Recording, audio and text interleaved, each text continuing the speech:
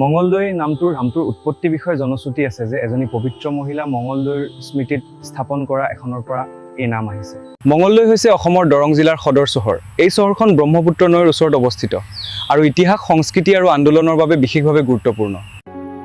বহু লোকেই বিশ্বাস কৰে যে এই ঠাইখন পবিত্ৰ আৰু শুভ স্থান হিচাপে পৰিচিত হৈছিল।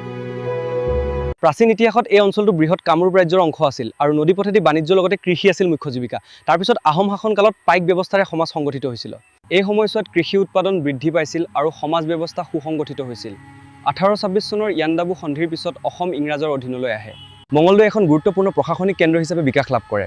ৰাস্তা ঘাট, আদালত, বিদ্যালয় আৰু চৰকাৰী কাৰ্যালয় স্থাপন কৰা হয়।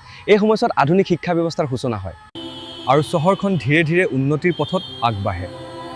মঙ্গলদৈ এতিয়া এখন বিকাশমান আৰু আধুনিক চহৰ।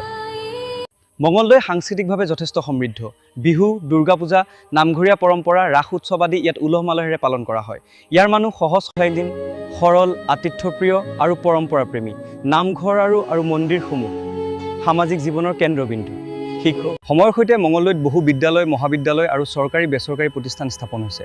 স্বাস্থ্যসেৱা, বজাৰ বাণিজ্য আৰু পৰিবহণ ব্যৱস্থাত যথেষ্ট উন্নতি হৈছে। মঙ্গলদৈ দৰং জিলাৰ এক গুৰুত্বপূৰ্ণ নগৰাঞ্চল। আধুনিক আৰু ঐতিহ্যৰ সংমিশ্ৰণেৰে ই আগুৱাই গৈছে। শিক্ষা, সংস্কৃতি আৰু বাণিজ্যৰ কেন্দ্ৰ হিচাপে এতিয়া ই দৰং জিলাৰ মুখ্য কেন্দ্ৰ। যদি ভিডিঅ'টো চাই আপোনালোকৰ ভাল লাগিল, লাইক, কমেণ্ট, শ্বেয়াৰ কৰি দিব আৰু চেনেলটোত যদি নতুন আহিছে তেনেহ'লে ছাবস্ক্ৰাইব কৰি দিব। ধন্যবাদ।